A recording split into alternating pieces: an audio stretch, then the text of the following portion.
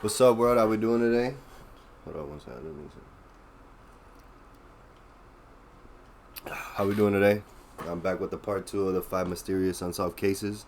Again, first time here, like, subscribe, leave a comment, suggestions. Yeah, we're jumping straight into it.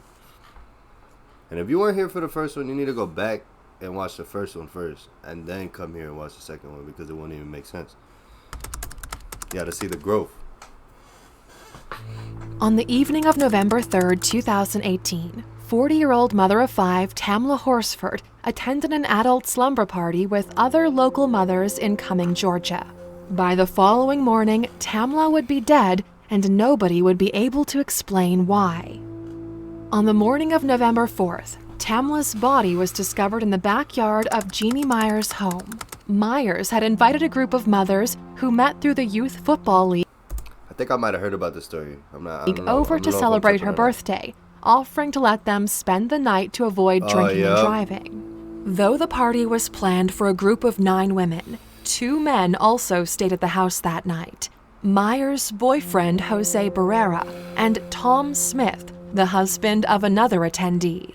Barrera and Smith hung out in the finished basement, while the women socialized upstairs.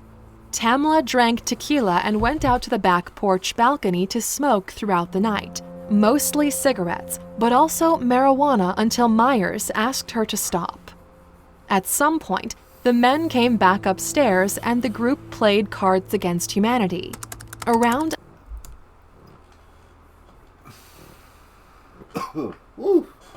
I just feel like they keep mentioning the guys because they definitely have something to do with it. 11:30 p.m., some guests began to head home, while those who planned to stay the night got ready for bed.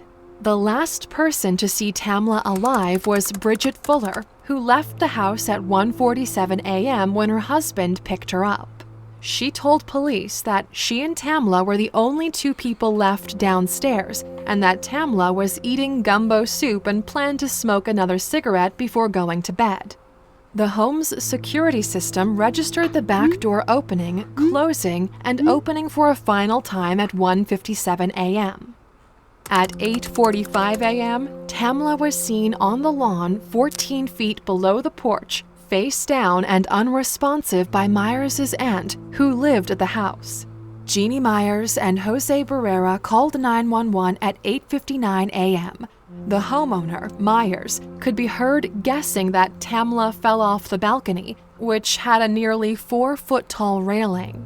Barrera told the 911 operator that Tamla wasn't breathing and described a small cut on her wrist, suggesting she may have tried to hurt herself.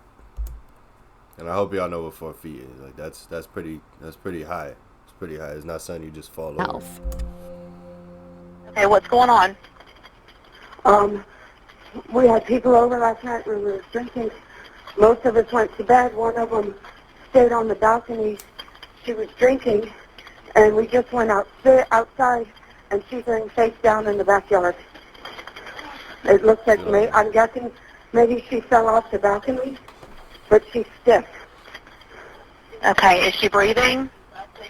I don't know if she's face down. Okay, how old? First of all, right, if that's your friend, you invited them over, and you see them unresponsive outside, you're not going to run down there and go check them, like, talking about, I don't know, like, what kind of friend are you? What is she? At 41. Here, hold on. Hey, this is Jose Barrera. Hey, have y'all checked to see if she's breathing? She's not moving one bit. She's not breathing. Okay. I just tried to assess her, touch her. She's completely face down in the yard. She is stiff. Okay. Do you see any blood or anything to where, from where she fell? I don't know if I should move her over. I mean, she is completely face down.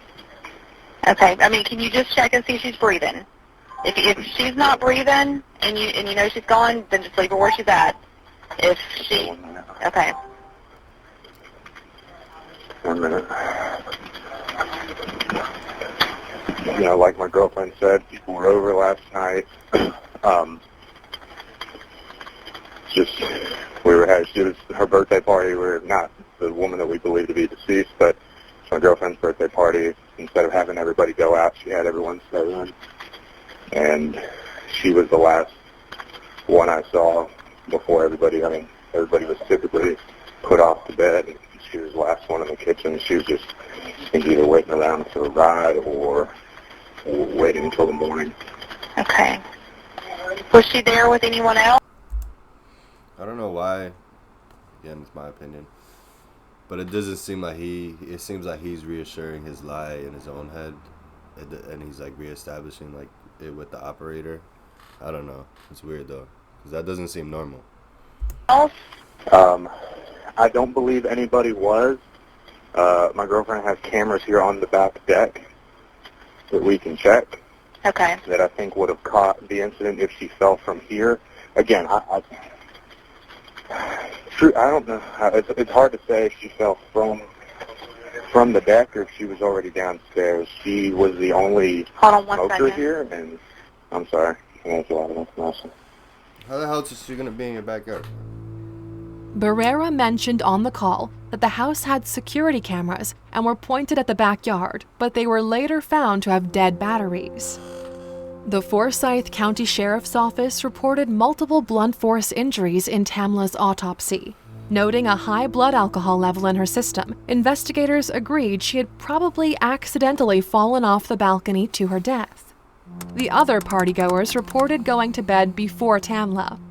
Tamla's friends and family were suspicious of the story. Whatever had happened to her, it seemed she had been alone. The family asked for an independent autopsy from the Georgia Bureau of Investigations.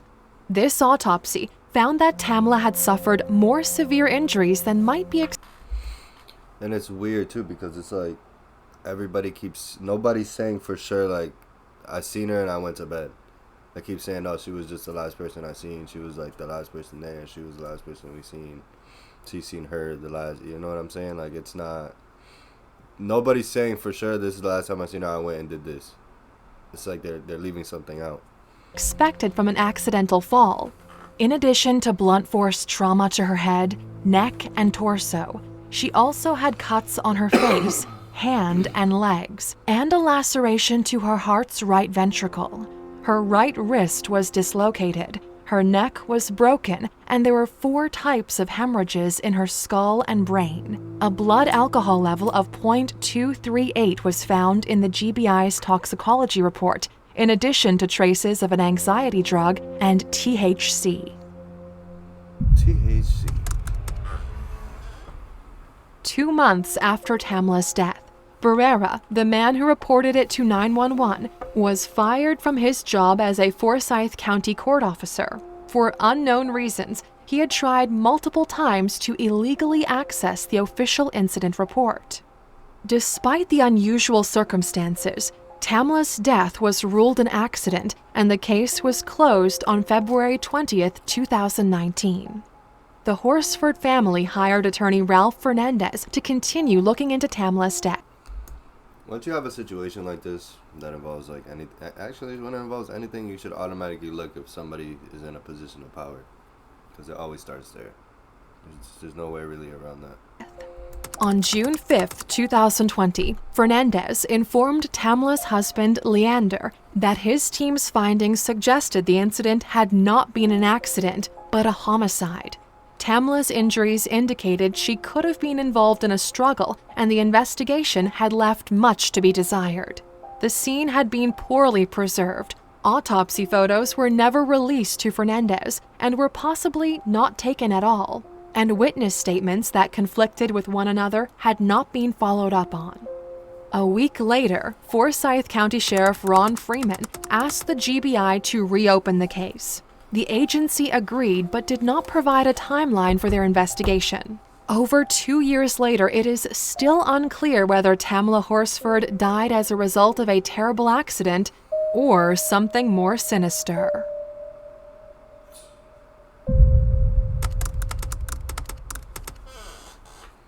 That was a crazy one. That was definitely a crazy one. And I've heard about it, but I never knew the story was so in depth like that. It's crazy. And it just flows into the wind until something pops up now. It's so crazy. On Thursday, December 7th, 2000, 22-year-old Trevor Deely vanished after attending his office Christmas party in Dublin, Ireland. Trevor had worked for Bank of Ireland Asset Management for about a year and had recently returned from a vacation in Alaska at the time of his disappearance. The party took place at various locations throughout the night, beginning at a bar called Copperface Jack's, moving to the Hilton Hotel and landing at nightclub Buck Whaley's.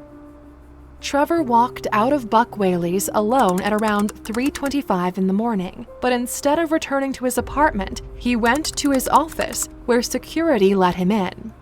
CCTV video from the building that night shows a man dressed in black waiting outside before Trevor arrived. As Trevor approaches the gate, the two briefly speak.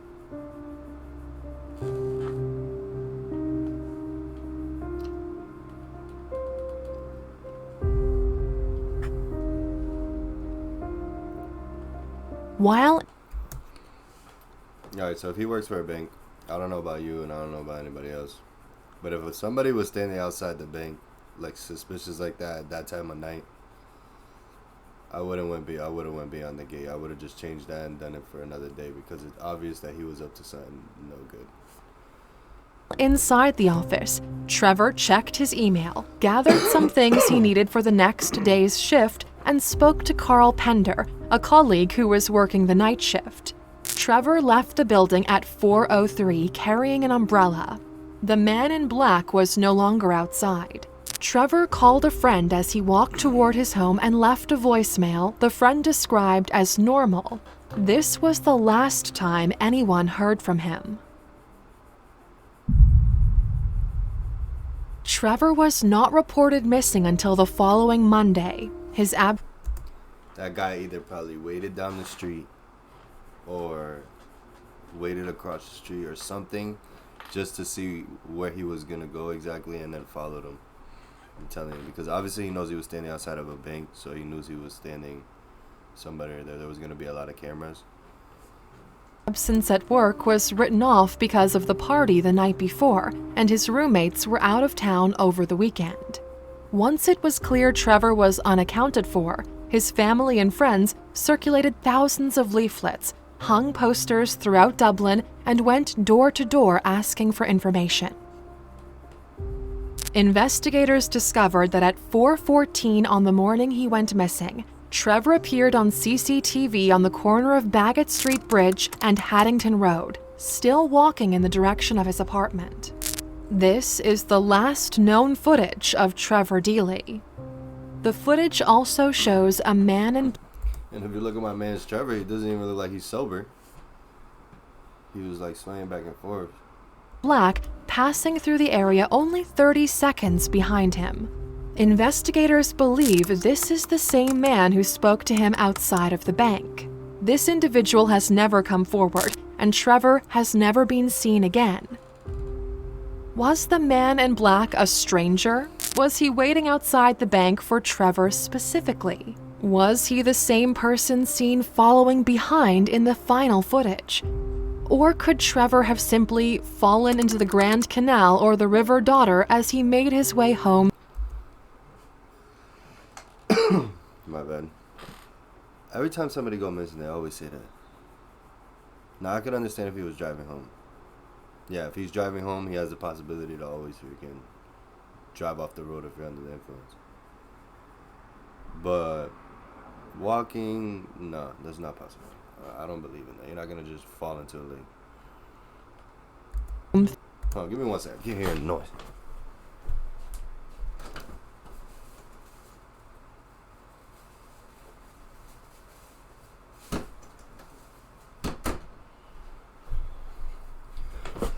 Yeah, like I was saying, there's no, like, why do they always say that? I never understand that. Through the rain and wind. A new investigation into Trevor's disappearance was launched in December 2016, with a €100,000 reward offered for information. In August 2017, a police informant told investigators Trevor had been murdered by a known criminal involved in drugs and prostitution in the area. That theory, however, has never been proven, and no arrests have ever been made.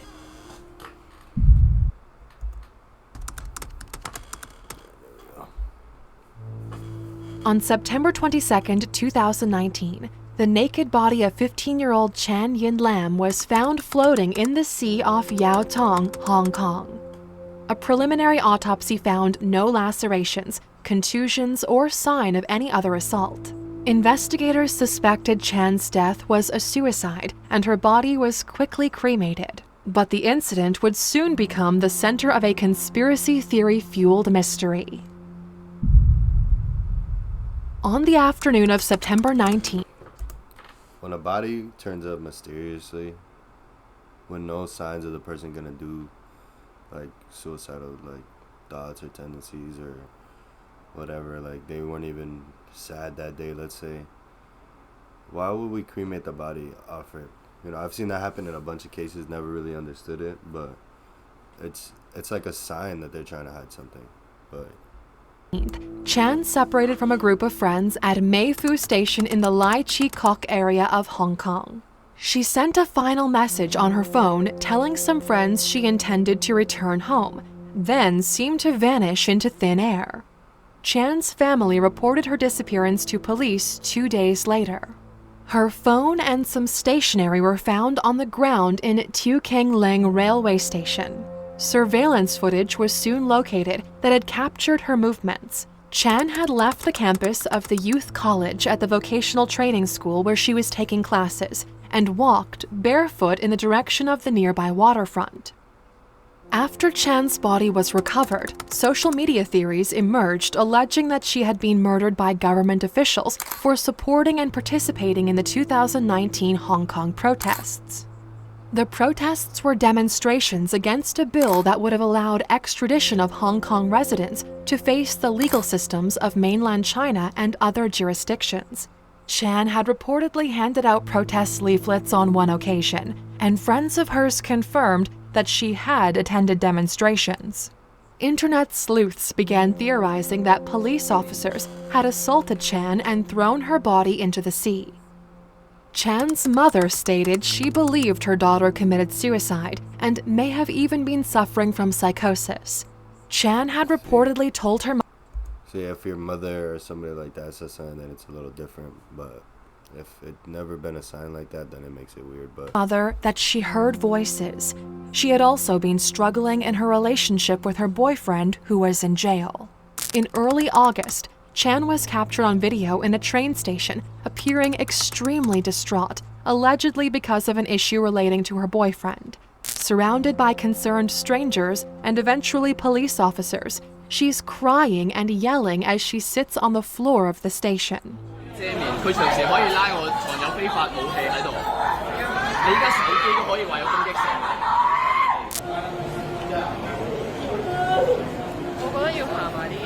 Reportedly as a result of her protest participation, Chan had been sent to a juvenile detention center on August 12, 2019, and had stayed there until... that's another thing that confuses me, is that automatically when somebody acts out like that, we put them in jail. I don't know. I don't think that was going to help. Until September 11th. While there, she was charged with property damage after tearing apart some papers. She was due to appear in court for the charge on September 20th and was expected to face a separate charge of assaulting a police officer on September 26th. She had allegedly kicked an officer at Tong Fuk Correctional Institution, where her boyfriend was imprisoned. Despite these details of Chan's struggles in the weeks leading up to her death, doubters were very vocal on social media. Students at Chan's school demanded the release of CCTV footage from the day she was last seen alive. The school eventually made public 16 video clips that show Chan moving around the campus for over an hour on September 19th. In the first few clips, Chan is still wearing her shoes. She appears to remove them after climbing a stairwell and coming back down the stairs barefoot. She's also seen reading from some papers inside an elevator. Chan appears distracted and possibly distraught, and she moves around the school without a clear destination. The teenager fidgets and walks aimlessly.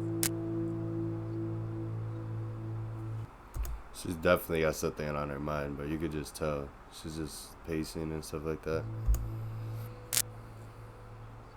It's crazy though.